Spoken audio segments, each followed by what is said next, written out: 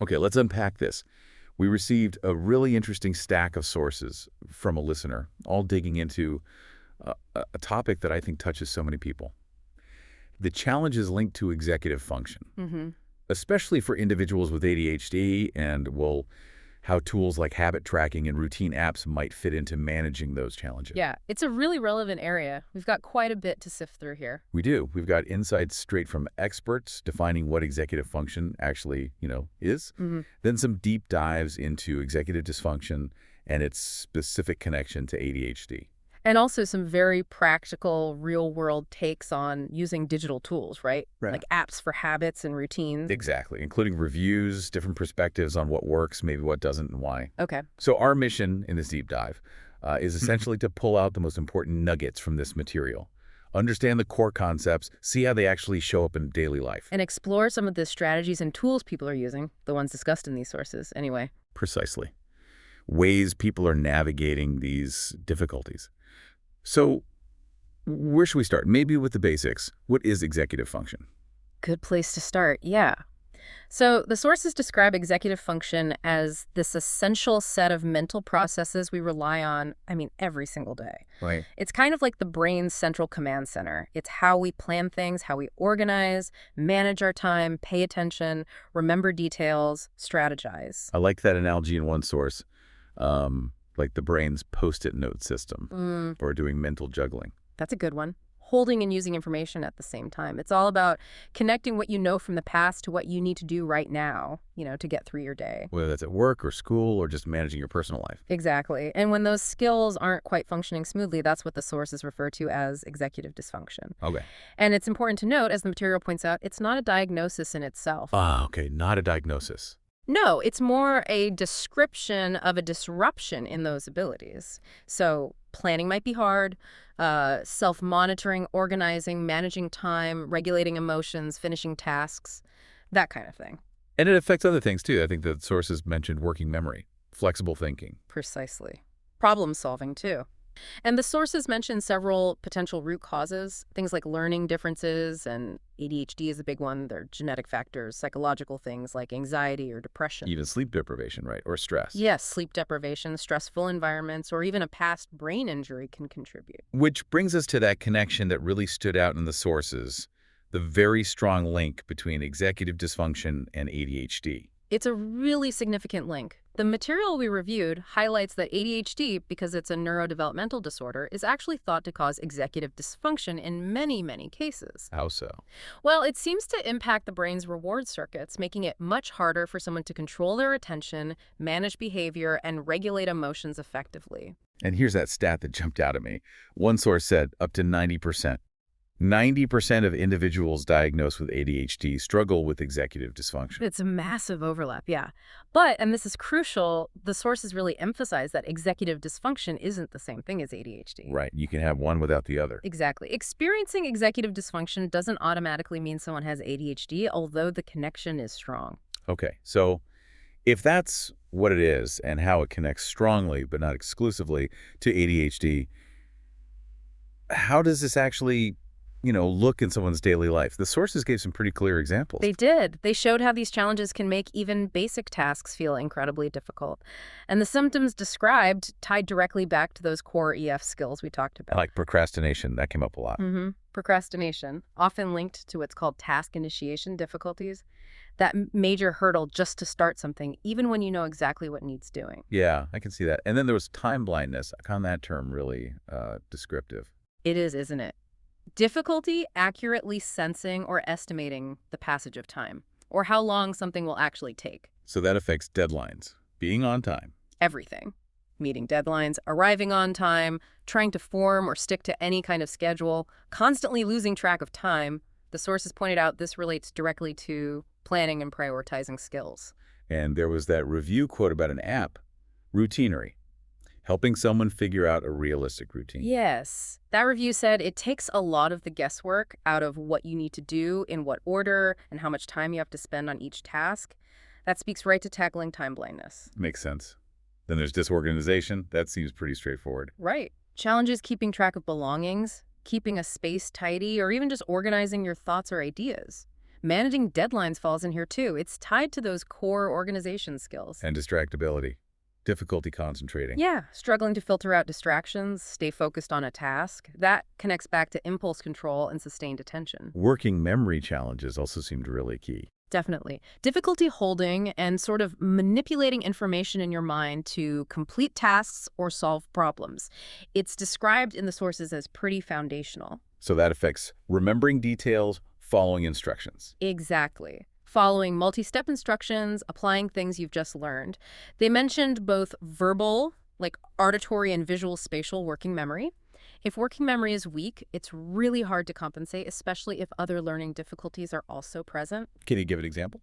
Well, the sources mention things like trying to remember a phone number just long enough to dial it, or maybe you raise your hand to ask a question, and by the time you're called on, you've completely forgotten what you intended to say. That could be working memory. Got it. And lastly, problem-solving challenges. Yeah, which kind of wraps a lot of this up. Difficulty thinking flexibly, adapting to new situations, making decisions, or switching between different tasks or perspectives. That's the shifting or thinking flexibly skill. Okay. The sources included that narrative following Josh, a sixth grader. Hmm. That really brought it all together for me. It's a very vivid picture, isn't it? It shows how these different symptoms manifest throughout just one typical day. Yeah, let's walk through that quickly. It starts at 7 a.m. He forgets his cleats, misses the bus. Classic organization challenge right there. Getting needed items together, time management for the bus. Then 11 a.m. in class, he's overwhelmed by a teacher's question. Needs to connect past reading to present words. That's a clear working memory demand. Holding the past info, processing the current question, connecting them, it's too much. Lunchtime, 1 p.m. He's shouting, jumping around, not noticing his friends or the monitor are annoyed. Right. That's self-monitoring awareness of his own behavior and its impact and impulse control. Afternoon, 3 p.m., soccer practice. Okay. Kicks the ball the wrong way because he couldn't remember the instruction. Exactly. Couldn't remember where to kick it. That brings in flexibility, shifting strategy based on the game, and working memory again, holding the instruction. Then 6 p.m., setting the table, forgets where the cups go, overreacts when reminded. Organization again, and also emotional control, managing that frustration when corrected. Evening, 8 p.m., homework time. Overwhelmed by multiple projects, papers. Doesn't know where to start. Task initiation in full force. That feeling of being paralyzed by the sheer volume or complexity. Later, midnight. Trying to structure a paper, can't figure out the steps. Planning and setting priorities, breaking down a big task into manageable steps. And finally, 3 a.m. Worrying if he did the paper right, then realizes he forgot to put it in his backpack. Yeah. Back to self-monitoring, checking his work, and organization, making sure it's ready for school. Wow, that really paints a picture. It shows how these aren't just isolated incidents, they impact everything. Getting ready, school, social stuff, homework. The whole spectrum of daily life, it really illustrates the pervasive nature of these challenges. But the good news, the sources emphasize this, is that executive dysfunction challenges are treatable. They can be managed. Absolutely. That was a consistent message. It's not something you just have to live with without any support. Okay, so how? The material mentioned formal evaluations first. Yes. Things like the Comprehensive Executive Function Inventory, Conners, CBRS, the Barkley Scale, the Stroop Test. These can help pinpoint specific strengths and weaknesses to tailor support. And then the support itself. It seemed like a combination of approaches is often best. Usually, yes. Medication often comes up, especially for ADHD. Yeah. Stimulants or non-stimulants can help by increasing key neurotransmitters like dopamine and norepinephrine. Which can improve attention, working memory, impulse control. Correct. But, crucially, the sources also noted, and this is so important, medication rarely solves everything on its own. Right, that line. Pills can't teach skills. Exactly. Or reprogram habits.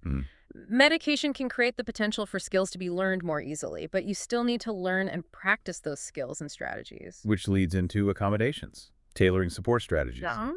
Things that can help manage the environment or the task demands. Simple stuff like sitting at the front of a classroom, using checklists, following daily routines, using timers like that Pomodoro technique you mentioned. Or assistive tech, like apps, which we'll get to.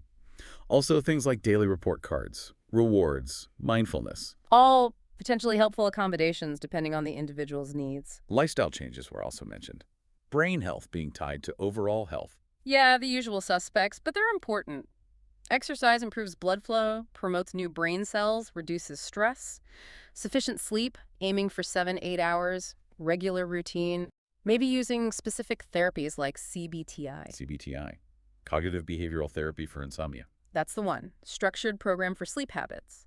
Also, healthy nutrition, hydration, mindfulness, or relaxation techniques for stress and focus. But the sources were realistic here too. They pointed out that EF deficits themselves, like task initiation or planning, can make actually doing these healthy things really hard. It's a bit of a catch-22 sometimes, isn't it? Knowing what helps versus having the executive function to implement what helps. It requires support itself. Which might be where something like coaching comes in. Executive function coaching was discussed. Yes. Working one-on-one with a coach specifically trained to help build those EF skills. Learning tools and strategies for managing tasks, time, planning, organizing, prioritizing, focus. They provide support, accountability, using real life as the practice ground. Exactly. One source mentioned over half their coaching clients have ADHD and find it really helps them plan their work, stick with plans, and gain self-insight. Okay, so that brings us back around to the tools the listener specifically asked about. Habit tracking and routine apps, these digital companions. Right. Let's talk about habit tracking apps first. The sources describe these as tools to help you monitor and manage habits.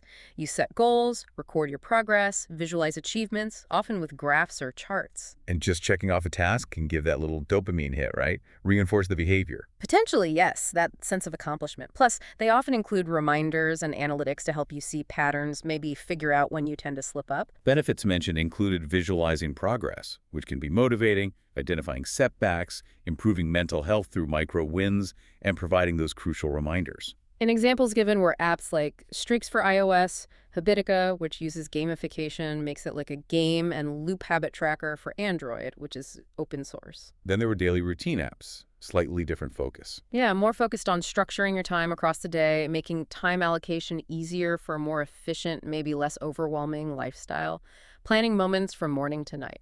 Advantages there included time management, helping prioritize tasks, maybe high, critical, low priority. Goal orientation, breaking down goals into daily actions. And tracking and analysis, visualizing tasks, preventing poor time management, reducing overwhelm. Examples mentioned included Before Sunset AI, which uses AI for personalized planning, prioritization, time limits, even Pomodoro timers. Habitica came up again. And Todoist, more of a general task manager, but useful for routines, syncing across platforms. And the sources mentioned general routine building strategies these apps might support. Starting small, tracking progress, rewards, time management techniques, organizing tasks with prioritization, like that eat the frog idea. Going back to specific apps mentioned in the reviews, Routinery got quite a bit of positive attention from users in the sources. What stood out? People said it helped beat time blindness, offered gentle guidance, and external structure. They liked that it provides routines that don't judge you, like if you miss a day, it just waits, it doesn't reset your streak aggressively. Oh, that's interesting. Less pressure. Exactly. It walks with you using timers, voice reminders, helps with small wins, and prompts for those little things that can fall through the cracks, charging your laptop, brushing teeth. One review specifically said it worked when other tools failed. And apparently it has over 5 million users, so it's clearly resonating. Any others mentioned specifically? Life Planner was noted for having a free version with basic tracking, reminders, streaks, simple charts. RoutineFlow aims to streamline routines, help users get into a flow state, and plans intelligent insights. And Before Sunset AI, as we mentioned, offers checklists, a visual overview, prioritization, actionable tasks, personalized notifications. Okay, so lots of potential tools, but the sources didn't just present the upside, right? That they talked about potential downsides too. No, they were balanced. They didn't present these apps as magic bullets. Some researchers worried about habit dependency. Meaning you only stick to the habit because the app reminds you. Yeah, the habit becomes tied to the app's triggers, reminders, streaks. So if you stop using the app, the habit might just vanish because the internal motivation or the skill itself hasn't been fully built. And the inflexibility issue. Right. Some noted that many apps can be too rigid for real life, which is messy and unpredictable. This can lead to people abandoning the app before the habit really sticks. Sometimes installing them feels more like, wishful thinking than a concrete plan. There was also that Reddit discussion perspective, challenging paying for these apps. Yeah, one user argued the core function tracking can be done for free. Pen and paper, spreadsheets, free apps. Paying for a pretty UI, they argued, is like paying for motivation, which doesn't build habits, consistency does. But there were counter-arguments. Absolutely. Others in the same discussion pointed out that paying for features, convenience, or a better user experience can be worth it if it makes the difference for you. Especially for someone with ADHD, maybe the engaging interface, the collated data, the specific features of a paid app are exactly what helps them stay consistent. It's like that saying they used, the best diet is the one you'll stick to. Precisely. The best tracking method is the one you'll actually use, whether it's free, paid, digital, or analog. So the key to making these apps work, according to the sources, is finding something simple, flexible, and that encourages self-control and goal-directed behavior eventually. And setting realistic goals, celebrating milestones, maybe engaging with community features if that helps you. Okay, so wrapping this all up, what's the big takeaway? We've journeyed through understanding executive function, how dysfunction links so closely with ADHD, seen it brought to life with Josh's day. Explored strategies from medication and therapy to lifestyle changes and coaching. And then looked closely at these digital tools, habit, and routine apps that people are using to try and build structure and manage these difficulties. And I think the sources collectively show us that while these external tools can offer really valuable support, the reminders, the structure, visualizing progress, the real path involves finding approaches that work with your unique brain, not against it. Ideally, helping build both those external systems and strengthening the internal executive skills over time. Right. It's about finding that synergy. This deep dive definitely gives us a lot to think about. That interplay between our cognitive wiring, the challenges we face, and how we can potentially leverage these external aids for real, lasting change. Which leaves us with a pretty important question, I think, for you to consider. Given that consistency is so vital for building habits and managing EF challenges, and we know these tools can provide essential external structure, how do we strike that right balance? The balance between relying on those helpful external supports and actively cultivating the underlying internal executive skills needed for long-term independence and success.